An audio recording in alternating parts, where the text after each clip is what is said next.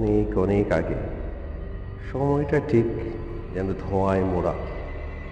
সেখানে আকাশ ও কথা বলত, আর মাটি থেকে উঠত ভবিষ্যতের ইঙ্গিত। পাণ্ডবেরা তখন অজ্ঞাতবাসী, গোপনে দিন কাটাচ্ছে। সেই সময় এক সন্ধ্যাবেলা কৃষ্ণ এসে উপস্থিত হলেন দ্রৌপদীর কাছে। তাঁর চোখে ছিল এক অদ্ভুত দীপ্তি। তিনি বললেন, দ্রৌপদী, তোমার জীবন শুধুই ভাগ্যের খেলা নয়, তোমার জীবনের সুতো বাঁধা এক প্রাচীন ভবিষ্যৎবাণীর সাথে। সেই সূত্র থেকেই সূচনা হবে এক ধর্মযুদ্ধে, যা পাল্টে দেবে আর্যাবর্তের ইতিহাস। দ্রৌপদীর চোখে জল। তিনি চমকে উঠে বললেন, ভবিষ্যৎবাণী? আমার জন্ম কি তাহলে নিছক দুর্ঘটনা নয়?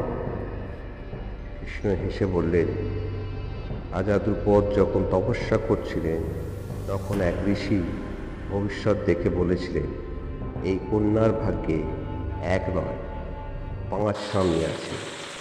সে হবে রাজনীতি ও ধর্মের মূল কেন্দ্র। এই যেন টাইম মেশিনের লজ্জা।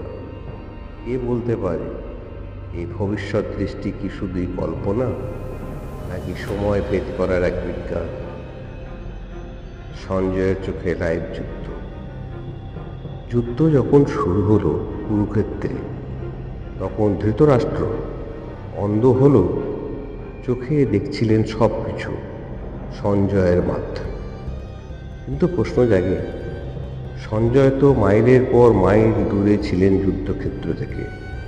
তাহলে কিভাবে তিনি বলেছিলেন, এখন অর্জুনের মুখ কালো হয়ে উঠেছে, বা ভীম এখন দুঃশাসনকে মাটিতে ফেলে দিয়েছে? আজ আমরা যাকে লাইভ টেলিকাস্ট বলি, তখন সেটা ছিল দিব্য দৃষ্টি। বিজ্ঞানের ভাষায় কি এটা রিমোট সেন্সিং, নাকি কোয়ান্টাম টেলিপ্যাথি? ব্রহ্মাস্ত্র এক প্রাচীন নিউক্লিয়ার অস্ত্র।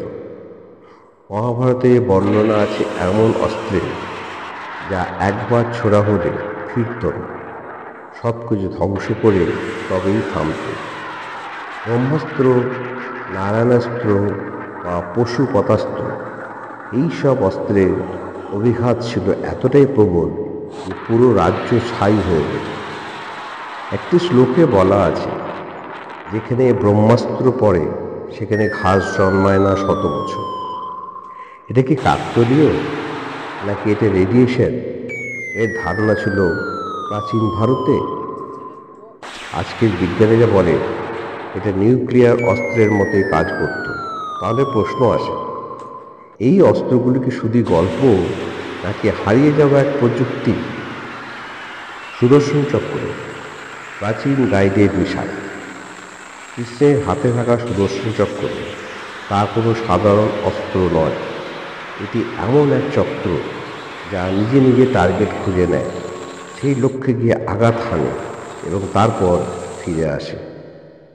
আজ আমরা যাকে বলি গাইডেড মিসাইল, সেই ধারণা কি কৃষ্ণের সময়েই ছিল? চক্র ঘোরে এত দ্রুত যে চোখে দেখা যায়। তা কি হাইপারসোনিক স্পিড বোঝায়?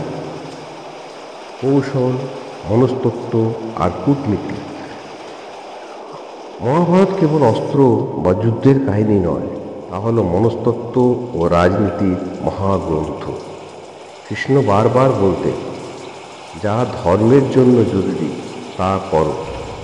সময় যদি অন্যায় করে, তবে সময়কে পাল্টাও। তিনি যুদ্ধ ছাড়াও কূটনৈতিক মিশনে গিয়েছিলেন। একবার একদিনের জন্য কৃষ্ণ শান্তিদূত হয়ে গিয়েছিলেন ধৃতরাষ্ট্রের সভায়। তাঁর সেই কথাগুলো আজও রাজনীতি শেখায়। শেষে বলি, মহাভারত কেবল এক কাহিনী নয়, তা এক বিজ্ঞান, এক ভবিষ্যৎ দর্শন, এক কৌশল শাস্ত্র। আজ যদি আমরা সেটা বুঝতে পারি, তবে অনেক কিছু শিখতে পারি। ধন্যবাদ।